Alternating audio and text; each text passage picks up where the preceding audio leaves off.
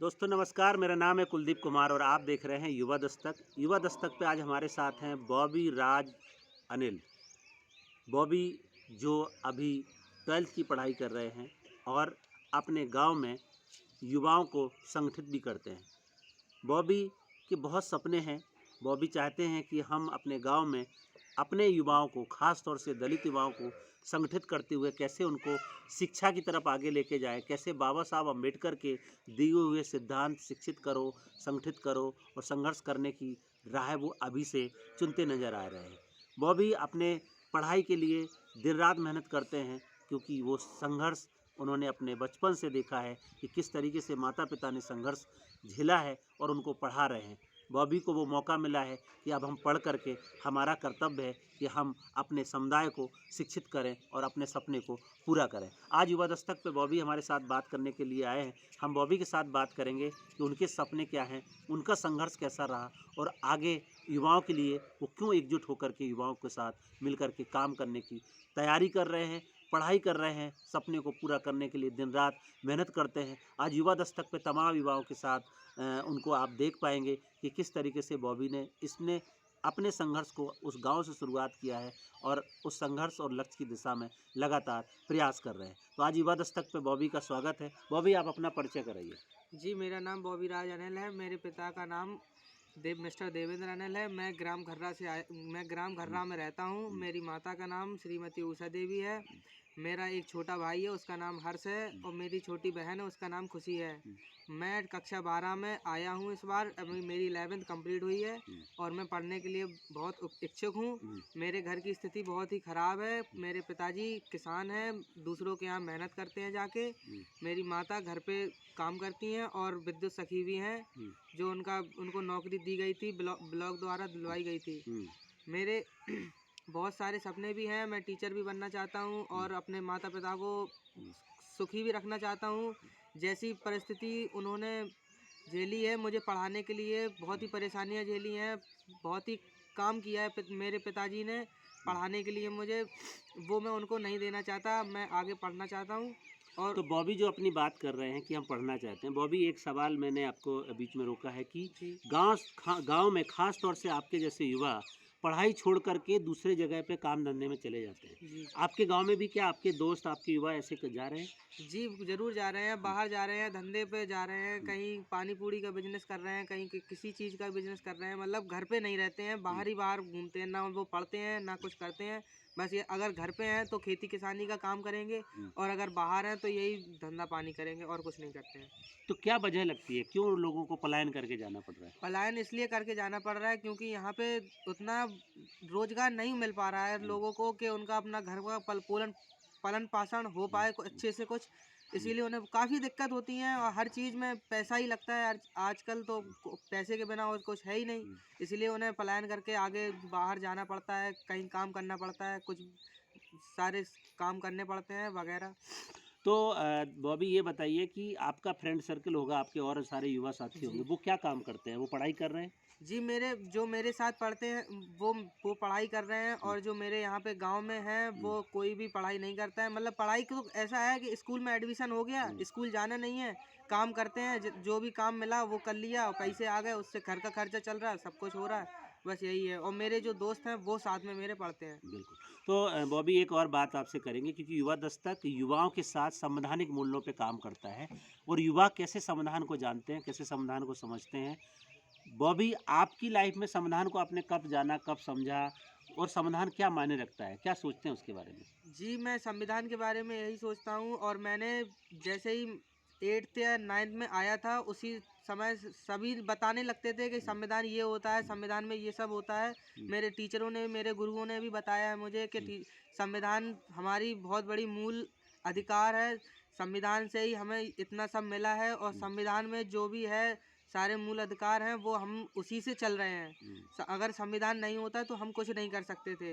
ये हम खाना खाते हैं, कपड़े पहनते हैं, पालन पोषण करते हैं, ये सब संविधान में है। हर चीज़ संविधान से जुड़ी हुई है और हमारे बाबा साहब अम्बेडकर जी ने ये संविधान का निर्माण किया था। उन्हीं के द्वारा सभी को जागरूक किया गया और उन्हीं उन्हीं ने बताया है सबको कि संविधान हमारे लिए बहुत ही महत्वपूर्ण है। बिल्कुल। तो संविधान में संवैधानिक मूल दिया गया समानता का अधिकार। समानता आपको क्या का लगता है, आपके गाँव में सभी लोग समानता के साथ रहते हैं या अभी भी छुआछूत भेदभाव होता है? जी, हमारे गाँव में नहीं रहते हैं, समानता की तरह तो नहीं रहते हैं, छुआ-छूत बहुत बहुत है हुँ, और कुछ बड़े जाति के लोग हैं, ठाकुर हैं, हुँ, पंडित हैं, ये ज़्यादा करते हैं छोटी जातियों के साथ। हुँ। तो किस अगर तरीके का छुआछूत होता है? कभी आपने अपनी आँखों से देखा है? जी, मैंने देखा है कि ऐसा होता है कि अगर मान लो किसी पंडित जी के यहाँ कोई घर पे गया है या हुँ, छोटी जाति का लोग, हुँ, तो वो उसको बाहर ही खड़ा करते हैं। हुँ, अगर बैठाने के लिए बोलेंगे तो बोलेंगे नीचे बैठ जाओ, हुँ, पानी के लिए बोलेंगे वो लगाए नल पानी पी लो। हुँ। ऐसे अंदर नहीं बुलाते हैं, ना कभी अच्छे से बात करेंगे और अपना दिखाएँगे कि हम वो ये हैं, वो हैं, अब बिल्कुल। उसको तो आपको क्या बताएँगे नहीं। लगता है, भारत के संविधान में तो इसको मना किया गया है, देश में कानून है कि छुआछूत कोई किसी के साथ नहीं रख सकता है जी सर। और संविधान लागू हुए, आज़ाद हुए देश को 75 साल हो गए और आपके जैसे युवा इस चीज़ को जान रहे हैं। तो कैसे आप छुआछूत खत्म करेंगे? कैसे युवाओं को प्रेरित करेंगे? जी, संविधान में तो सब ये बताया गया है कि सब समान है, लेकिन ये हमारी हमारी लोगों की सोच है, कुछ लोगों की सोच ऐसी है कि वो अपने आप को बहुत ऊँचे समझते हैं और छोटी जाति लोगों को नीचे समझते हैं। हुँ, ये जाति वगैरह सभी इन्हीं लोगों का बनाया हुआ है और किसी का बनाया हम खुद लोगों का बनाया हुआ है। हुँ, ये संविधान में कुछ नहीं है कि जाति वगैरह कुछ नहीं है हुँ, और सब ऐसा ही बनाया गया है। हुँ, हमारा मानना ये है कि हम समाज को जागरूक करें, उनके लिए आगे के लिए प्रेरित करें उन्हें कि समाज में ये छुआ-छूत का बोलबाला ना हो, जी। समानता रहे सारी, सब कुछ हो।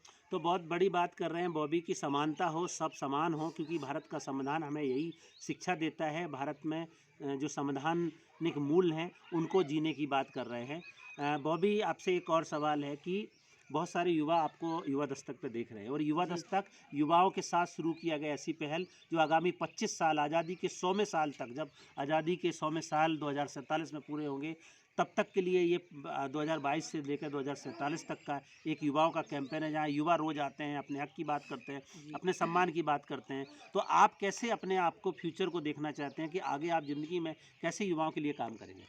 मैं पहले तो अपनी पढ़ाई पूरी करना चाहता हूँ, हुँ, उसमें मेरी मदद हो रही है, वो जी, हो जाए। हुँ, उसके बाद मैं सब जैसे ही मेरी पढ़ाई पूरी होती है, मैं अपने सारे दोस्तों को जो मेरे मोहल्ले के हैं या पड़ोस के हैं, मैं उनको जागरूक करने का काम भी कर रहा हूँ कि आपको पढ़ना चाहिए, आपको आगे बढ़ना चाहिए। ये काम धंधा वगैरह करने से कुछ नहीं हो रहा है। पढ़ोगे तो आगे बढ़ोगे और अपने घर का भी पालन पोषण करोगे, नौकरी लोगे, सब कुछ होगा। लेकिन ऐसा नहीं है कि बाहर चले गए, कहीं कुछ कर दिया, कहीं कुछ करने लगे। माता-पिता यही सोच रहे हैं कि मेरा बच्चा पढ़ रहा है और बाहर जाके बाहर अय्याशी कर रहे हैं, उल्टे-सीधे काम कर रहे हैं, ये सब नहीं होना चाहिए। तो बॉबी बहुत बड़ी बात कह रहे हैं कि और निश्चित तौर से इस पूरे क्षेत्र में जहाँ पे से बॉबी आते हैं, बुंदेलखंड का क्षेत्र है, जहाँ पे युवा लड़के ख़ास तौर से थोड़े से जैसे ही बड़े होते हैं, पढ़ाई छोड़ देते हैं और काम धंधे में चले जाते हैं और अलग-अलग तरीके की संगतों में पड़ के बिगड़ जाते हैं, जिसको फिर गाँव के लोग कहते हैं कि फलाने का लड़का बिगड़ गया है। क्योंकि शिक्षा के वो अवसर नहीं मिल पा रहे, कई तरीके की चुनौतियाँ आती हैं, आर्थिक चुनौती है, सामाजिक चुनौती है, छुआ-छूत भेदभाव की जो बात कर रहे हैं। लेकिन उन सब के बीच में बॉबी जैसे युवा भी निकल के आ रहे हैं जो अपने गांव में संविधान की बात करते हैं, जो अपने गांव में युवाओं के हक की बात करते हैं। बॉबी अपने साथ ही साथ बता भी रहे हैं कि हम युवाओं को संगठित करने का काम कर रहे हैं ताकि युवा आगे अपनी आवाज़ को बुलंद कर सके, जो पहल युवा दस्तक कर रहा है और युवा दस्तक के साथ बॉबी भी अपने गांव में युवाओं को संगठित और उनको समझाने का, उनको जागरूक करने का काम कर रहे हैं। आज बॉबी आपको युवा दस्तक पे जो युवा देख रहे हैं उनके लिए आपका क्या संदेश है? मेरा यही संदेश है कि मेरा जैसा हुआ सो हुआ, मेरा जीवन जैसे बीता सो बीता, लेकिन आपको आगे जागरूक होना है, आपको आगे पढ़ना है और आगे ही बढ़ना है, अपने माता-पिता को लेके देख के चलना है और ये उल्टे-सीधे काम हो रहे हैं, ये सब हो रहा है, इन पे कोई ध्यान नहीं देना है। अपनी पढ़ाई पे फ़ोकस करो, उसके आगे आगे बढ़ो और उसके आगे अपने माता-पिता को देखो, अपनी नौकरी लग जाएगी, बढ़िया सब कुछ हो जाएगा, घर वाले भी खुश रहेंगे और सब कुछ अच्छा रहेगा।